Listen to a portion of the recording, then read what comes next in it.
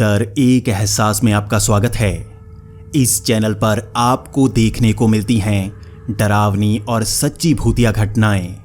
तो अगर आपको ऐसी ही वीडियोस देखना पसंद है तो हमारे इस चैनल को सब्सक्राइब ज़रूर कर लें।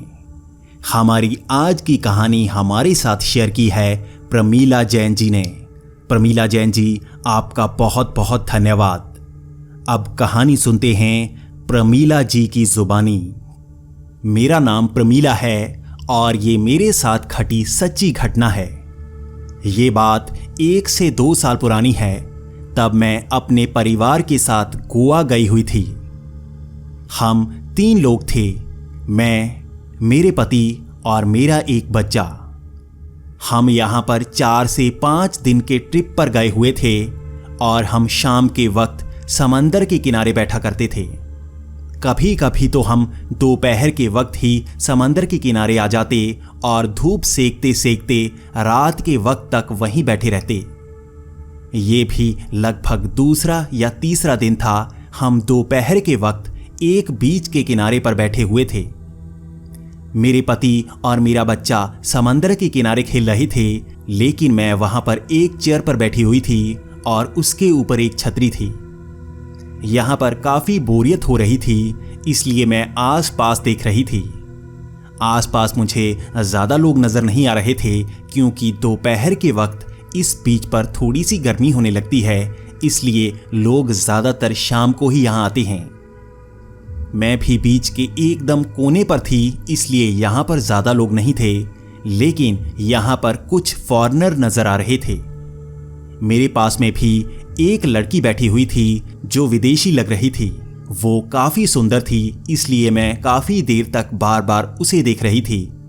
लेकिन अब मुझे काफ़ी बोरियत हो रही थी, इसलिए मैं सोच रही थी कि अगर मैं ऐसे ही बैठी रही तो मुझे नींद आना शुरू हो जाएगी।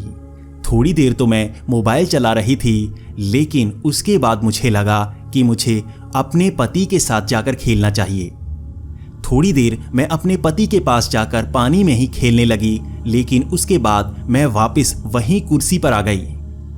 उस दिन मेरी सेहत ज़्यादा ठीक नहीं थी, इसलिए मैं ज़्यादा समय कुर्सी पर ही बैठकर बिता रही थी। मेरे पति अब काफ़ी दूर मेरे बच्चे के साथ रेत में खेल रहे थे और मैं यहाँ बैठी ज़्यादा बोर होने लगी थी, तो मैंने सोचा कि मैं कुछ तस्वीरें खींचने की कोशिश करती हूँ। पहले मैंने दूर से अपने पति और बच्चे की तस्वीरें खींचने की कोशिश की, लेकिन उसके बाद मैं सोच रही थी कि अपनी भी कुछ तस्वीरें ले लूं। ऐसे ही मैं अपनी तस्वीरें ले रही थी तो मेरा ध्यान बार बार उस पास बैठी विदेशी लड़की पर जा रहा था। अब आसपास और कोई नहीं था, सिर्फ वही लड़की मेरे पास बैठी थी और वो बार बार मुस्कुराकर मेरी तरफ देख रही थी। वो काफ़ी ज़्यादा सुंदर थी, इसलिए मैं भी बार बार उसकी तरफ देख रही थी और मैं भी उसको मुस्कान दे रही थी। थोड़ी देर वहाँ बैठने के बाद मैंने सोचा कि क्यों ना मैं उसके साथ तस्वीर खींच लूँ। बाद में मैं अपने पति को दिखाऊंगी कि देखो वो लड़की कितनी सुंदर है, और वो मेरे साथ बातें कर रही थी। इसी तरह मैं उस लड़की के पास गई और मैंने उससे कहा कि क्या आप मेरे साथ तस्वीरें खिंचाना चाहेंगे। वो बहुत ही अच्छी लड़की थी और उसने कहा ज़रूर। इस तरह मैं उसके साथ तस्वीरें खिंचा रही थी और हम अलग अलग पोज में तस्वीरें खींच रहे थे। उसने पहले सिर्फ मेरी ही तस्वीरें खींची और मैं वहां पर बैठकर अलग अलग तरह की तस्वीरें खिंचा रही थी।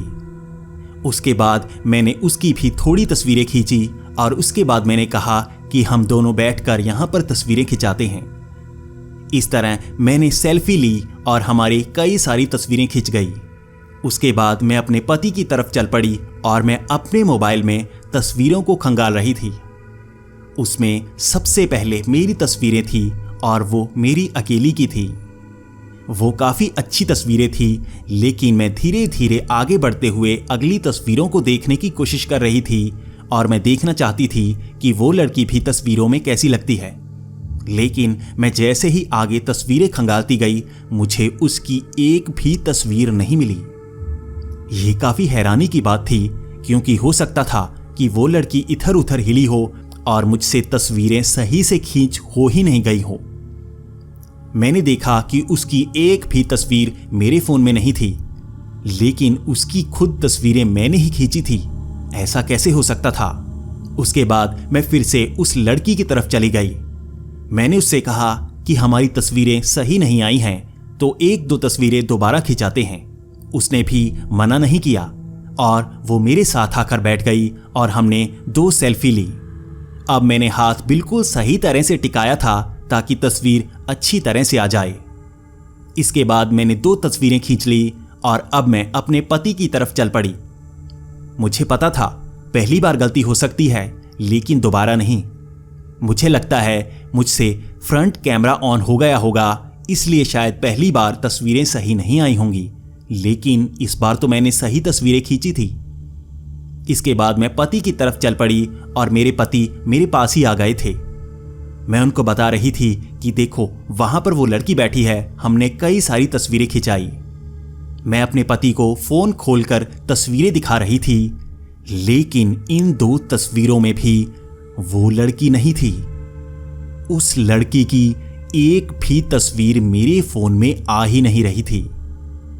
ये काफी डराने वाली बात थी और मैं काफी डर गई थी। जब मैं दूर से उस लड़की को देखने लगी तो वो आसपास नजर नहीं आ रही थी। इसी तरह मैं अपनी कुर्सी के पास गई और वहां जाकर उस लड़की को ढूंढने लगी। वहां पर वो लड़की मुझे नजर नहीं आई। मैं काफी ज्यादा डर गई थी क्योंकि मुझे पता था इस कड़कती धूप में बिल्कुल खाली बीच पर कुछ भी हो सकता है। और ऐसा कैसे हो सकता है कि मैंने किसी की तस्वीर खींची हो और वो फोन में आई ही नहीं। मैंने जब इस बात को अपने पति को बताया तो वो भी काफी ज्यादा डर गए। उन्होंने कहा कि ये कोई भूत प्रेत हो सकता है। कहते हैं प्रेतों की कोई तस्वीर नहीं आती और आप जितना भी उसे खींचने की कोशिश करें वो तस्वीर में आते ही नहीं। इस बात ने मुझे अंदर तक डरा दिया था। मैं बहुत ज्यादा डर गई थी, इसलिए उस दिन मेरी सेहत काफी ज्यादा बिगड़ गई।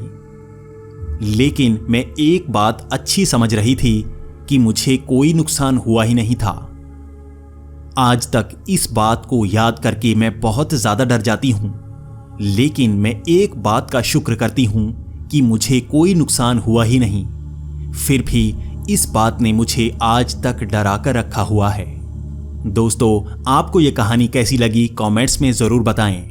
अगर आप भी अपनी कहानी हमारे साथ शेयर करना चाहते हैं तो डिस्क्रिप्शन में दी ईमेल आईडी पर ईमेल कर सकते हैं। हम उन बेहतरीन कहानियों पर वीडियो जरूर बनाएंगे। इसी के साथ हमारा चैनल सब्सक्राइब करना ना भूलें।